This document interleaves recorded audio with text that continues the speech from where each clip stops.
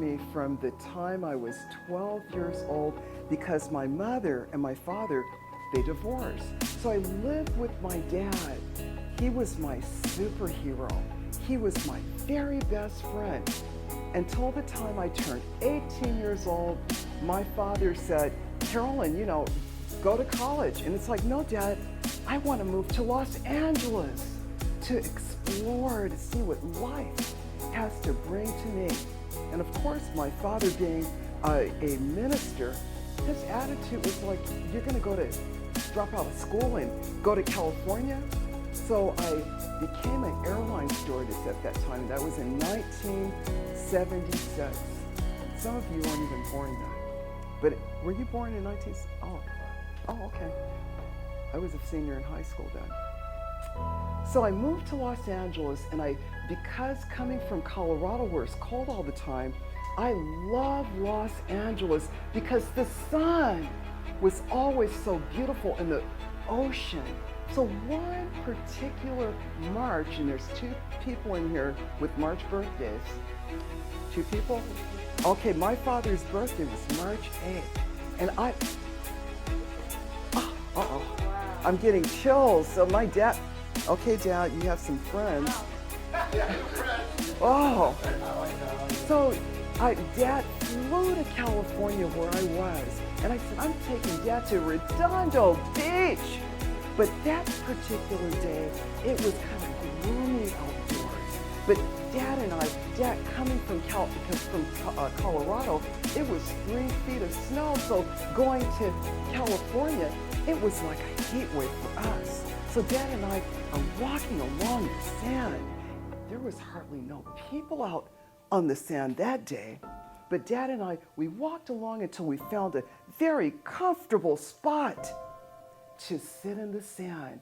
And I'm sitting there and Dad is saying, Carolyn, see that ocean? See the birds flying in the air? And Dad and we were listening to the calls of the seagulls as they were gracefully flying by us. And Dad said, Carolyn, but do you see that pelican? I said, yeah, Dad, that's a beautiful pelican. He said, imagine if God gave the pelican only one job to do. And I said, what would God want the pelican to do, Dad? He said, imagine if God told the pelican to pick up 1 grain of sand off of this beach and fly all the way to the moon and drop off that 1 grain of sand. But the pelican would have to remove all the sand off the face of the earth, 1 grain at a time. And he looked me directly in my eyes. And he said, Carolyn, how long do you think the pelican would take to remove all the sand off the face of the earth, 1 grain at a time? And of course, I thought that was a trick question. I said, Dad, it would take forever. And he said, Carolyn, one day, God is going to call me home to glory. And when that day comes, I want you to think about how long it's going to take the pelican going back and forth, 1 grain at a time to the moon and back. That's how long my love will be with you for eternity. And I looked at Dad. I said, Dear God, no, I'm only 18 years old. I don't want to talk about the prospect of your death. And I closed my ears, but I whispered to God. I said, Dear God, Dad's my superhero. Dear God, but if, remember I said if, I didn't say when. I said, if my father ever gets sick, because superheroes don't die. My daddy's not going to die, but I made a bargain with God. I said, Dear God, if my dad ever gets sick and needs me, I will be there to take care of my father for the rest of his life. And I did my best to honor my father's wishes for 12 years. And then that's when my father had a massive hematoma, I rushed into the trauma center for him to, for the doctors to take care of him.